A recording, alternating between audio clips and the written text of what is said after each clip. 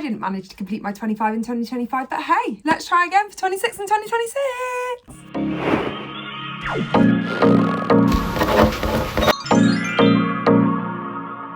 Hi guys, welcome to my channel, or welcome back to my channel. Thank you so much for clicking on today's video. Today we're going to be looking through my 26 books that I want to read in 2026. So comment down below what books you're prioritizing reading this year, because I'm so intrigued to see what everyone else is kind of hoping to get to, because I'm so excited for my books.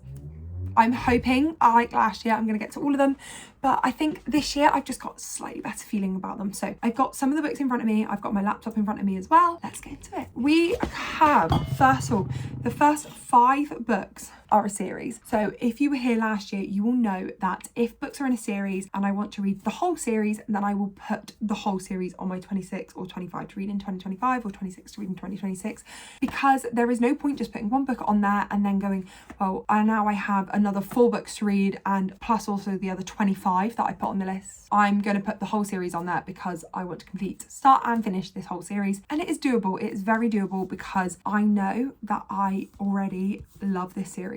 So I know that I already love this series, so it means it's a reread. I've got the first 4 books here.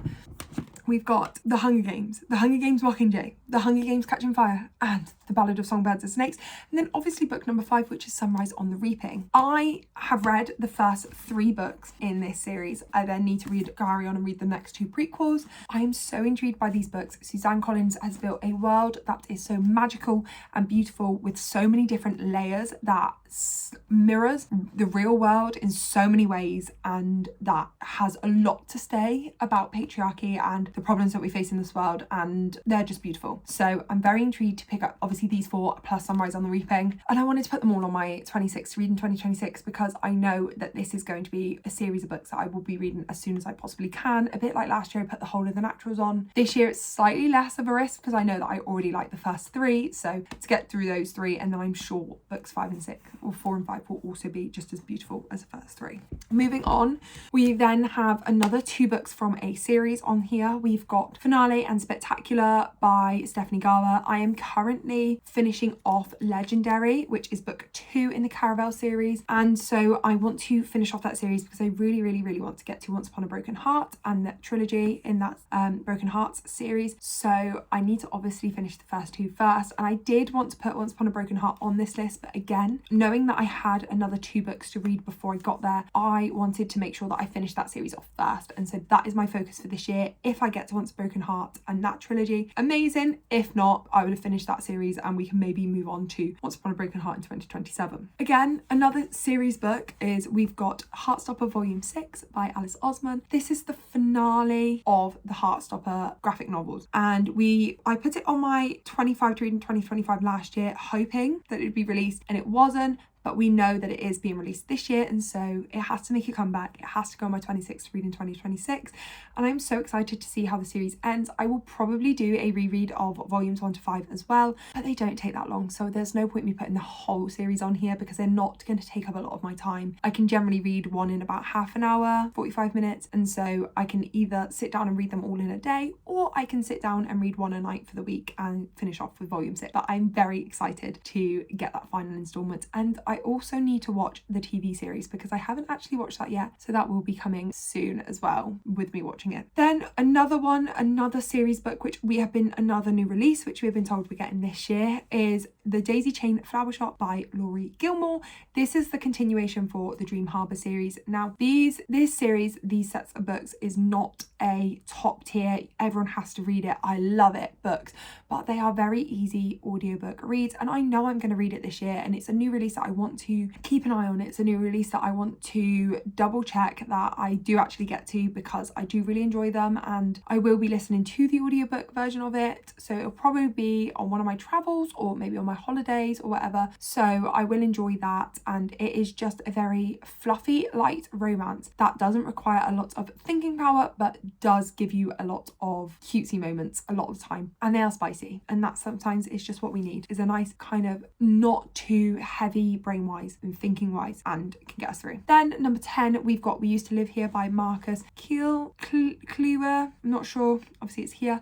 This is a thriller. I've heard so many good things about it. Belle on her her channel talks about this one all the time, and it's made me so intrigued. So this is another book that I want to buy and read this year. Obviously, I haven't got that many from my physical TBR on there yet, but there's lots of books that I've had my eye on that I really want to get to, and this is another one. So We Used to Live Here is number 10. Number 11 is a non-fiction book, and this is a non-fiction book because I do like to read self-help books, and I haven't read one for quite a while, and I do feel like that is not helping my mindset. I do find when I read self-help books and I continuously read them, then it gets me into a very good mindset. It helps me stay focused on my goals and what I want to achieve. So I'm going to put this self-help book on there and probably just dip into it in and out, and that is The Let Them Theory by Mel Robbins. As most people, I've heard so many good things about this book. If you've not heard good things, you've probably read it and you're saying good things, and so I do think this is a book that I would like to get to this year. I want to get the physical copy so I can physically read it and take it in, and it might be something that I kind of incorporate into my morning routine where I read a little bit of it each morning just to kind of motivate me when I first get up. Then we've got The Quiet Neighbour by J.D. Barker. That is an ARC that I've received, and it comes out, I believe, in January. I got approved for NetGalley reviewing, and so I need to read that one as soon as possible, really, and so I thought put it on my 26 to read in 2026. It does sound really, really good, and I'm very intrigued by the storyline and to see what happens. Then we've got Lights Out by Nevessa Allen. Again, another book that I've got on my Kindle. I really wanted to get to it this year. I'm very intrigued by this book, and I'm aware it's part of a series, but again, I'm trying to be a bit more mindful with the series that I'm putting on and with things that I'm kind of dedicating my time to. If I read Lights Out and I love it, yes, I'll carry on the series. If I read Lights Out and I don't love it, no, I won't. So I didn't want to tie myself down to both books in the series if I didn't like Lights Out, and as it being like that dark romance genre, I'm not sure if I will like it, so let's see. And I think that's what held me back a little bit this year with a few of my other books like Magnolia Parks and Hooked, I believe. It was one of my Never After ones. I didn't want to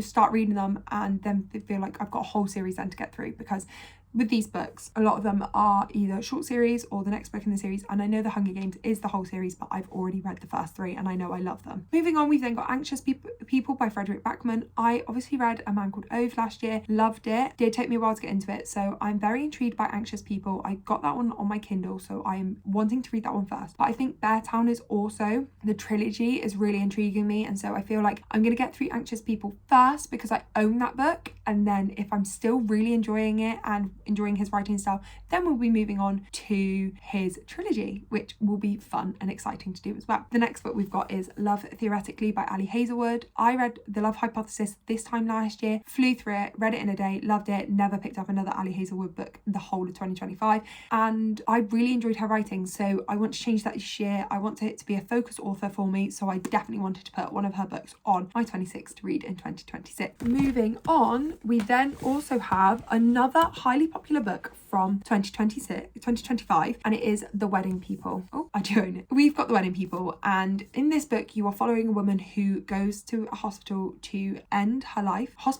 Goes to a hotel to end her life. That's where she sees herself expiring, and when she gets there she realizes she is the only person that's booked out the other room, and everyone else there is from a wedding party, and so obviously there's a lot of trials and tribulations with that, and that's kind of all I know. I'm very intrigued by this book. So many people have read it and loved it, and so the sooner I can get into this book the better. I have heard so many good things, and yeah, very intrigued by this one. We then have A Tide of Treason, and this book is on here purely for the fact that A, it's chunky, and if I don't put it on some sort of list I won't get to it, and B, I'm putting it off. It's a fantasy, but it is a romance, so it's a romantasy, and I'm putting it off, but I am sure that I will really enjoy it when I get to it, so I want to make it a priority this year, and I think a few of these books are going to be included in like a books I'm avoiding vlog or whatever, so that's another one. Another book that I'm avoiding that's been on my TBR for far too long, so I put it on this list so we will get to it as soon as possible, is Homecoming by Luann Goldie. I have had this book for years, like actually for years, and I haven't picked it up, so this year is going to be the year that this changes because I need to get it off my physical TBR. It's ridiculous. I look at it all the time and I think I've got the audiobook for that as well. I can just whiz through it. Why don't I then? Let's just get it done. So Homecoming by Luann Goldie is book number 18. I then also put on Falling Embers by Catherine Cowles. This is book book 2 in the Tattered and Torn series. I read book 1 and loved it. This is another case of I read book 1, loved it. Have I picked up book 2? No, because I've had so many other books to prioritize and worry about this year that I haven't ended up picking it up. And I was like, no, like I want to carry on the series. I want, especially with it being a mystery element to it as well. I've completely forgotten what that mystery is. So I'm very intrigued to pick up book number 2, kind of get back into the world and then see if I can carry on with the series, because I did really enjoy it and it is a series that I want to prioritize next year. And I think having book number 2 on here will mean that I get that push forward. And then we've got Eleanor Oliphant is Completely Fine. A bit like Homecoming, I've had this one on my TBR for far too long. I've heard so many good things about it and I really want to get to it. So again, putting it on this list is another motivation point to get me to that point, to get me to a point where I will be reading it and I will get through it. So this is another book. Again, I've got the audiobook available from my library, so I definitely will be picking this one up soon. Moving on, we've got First Time Caller by B.K. Borison. There is no reason why this one's on the list other than the fact that I absolutely really want to get to it and no one else can tell me otherwise. And this is the same for Evenings and Weekends and Wicked as well,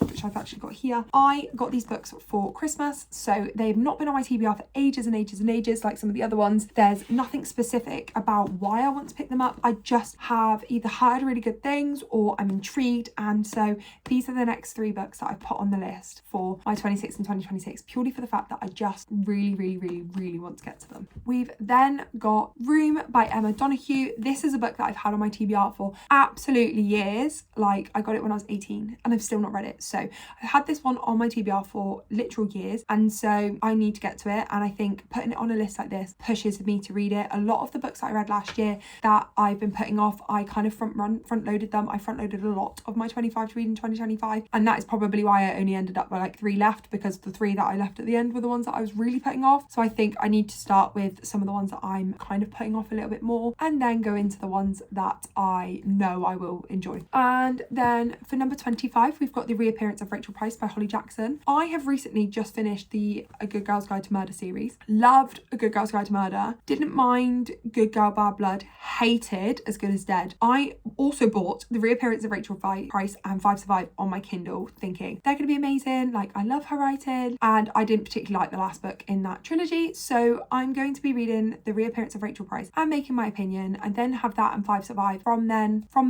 Then I can decide whether I continue on with her writing or whether I pass it up and start reading other things. I think YA mystery for me is a little bit not my realm now. I read a lot of adult mystery and thriller, and so YA mystery and thriller sometimes can feel like it's missing that layer of substance that I usually really enjoy and like to listen to or read. And my final book of the 26 to read in 2026 is The Correspondence by Virginia Evans. This book is told entirely in letters, and one of my favourite books of all time is Every Guy's Got One, and that is because it is written in letters and mixed media format. And I heard Sarah Caroli talk about The Correspondent, and something drew me in and I just had to read it. So that is going to be book 26 in 2026. I did see another creator recently do the 12 picks for 26, something like that, because they thought 26 books is a substantial reach, and it is, but I am hoping to read 100 books this year, and I'm hoping to try and get through all of my TBR cart, which is 35 books anyway. So to have 13 of these 26 books come from my physical TBR as well, I do feel really confident that I am going to be able to do it. All of these books that I look in front of me, I'm very intrigued by. The other 13 as well are all very doable books that I am either excited by, are new releases, or just books that I've been really wanting to get to. So by no means am I worried about trying to hit this list. What I will say is last year I wasn't worried either, and I ended up still with 3 books left on the end that I just couldn't get myself to read. So with that being said, we need to potentially think about this list a little bit further, but I'm really happy with the 26. Will I be doing 27 in 2027 next year? I don't know. As last year, I will do a midpoint check-in for these 26 books and an endpoint check-in, and also videos throughout the year focusing on making sure that I read these books, because they are going to be my 26 kind of priorities. But that being said, thank you guys so much for watching this video. I hope you guys have enjoyed, and I look forward to seeing you next time. Bye.